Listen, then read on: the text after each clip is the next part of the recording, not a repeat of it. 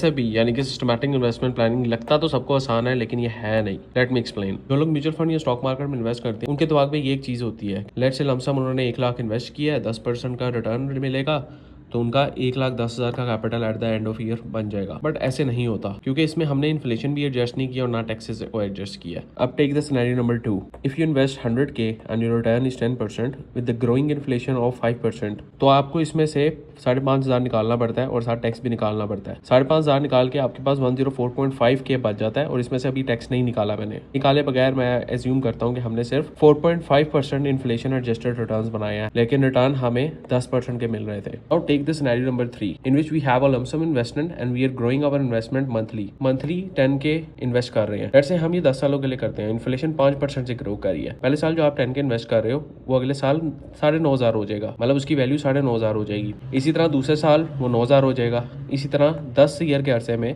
उसकी value 6.1K हो जाएगी। इसका मतलब ये है आप इन्वेस्ट तो 10,000 कर रहे हो, लेकिन उसकी इन्फ्लेशन एडजस्टेड वैल्यू 6.1K ही बनती है। तो एट द एंड आप SIP के रूल्स को ही ब्रेक कर रहे हो and you are not doing actual compounding, क्योंकि आपकी जो इन्वेस्टमेंट है उसी को इन्फ्लेशन खाई जा रही है। Now take the scenario number 4 which is the most optimal scenario. You have to invest 100K lump sum. आप 10K मंथली इन्वेस्ट करते हो, स्टेप अप करते हो by the rate of inflation. जिसका मतलब ये अगर इन्फ्लेशन 5% एनुअल है, यहाँ पे एवरेज इन्फ्लेशन 6% है या जो मर्जी नंबर है, आप उस नंबर से अपनी 10K मंथली इन्वेस्टमेंट को ईयरली स्टेप अप करोगे। मतलब कि 6% लेट से इन्फ्लेशन है तो 10K का 6% 600 बनता है, तो मतलब आप 10.6K अगले साल इन्वेस्ट कर रहे होगे। At the end after X number of years या जितने भी साल हो गए, आप एट द एंड भी इन्फ्लेशन एडजस्ट से 10,000 ही इन्वेस्ट कर रहे होगे। I know this is a complex topic and I really want to make a part 2 of it, and if you guys are really interested in part 2 then do comment SIP।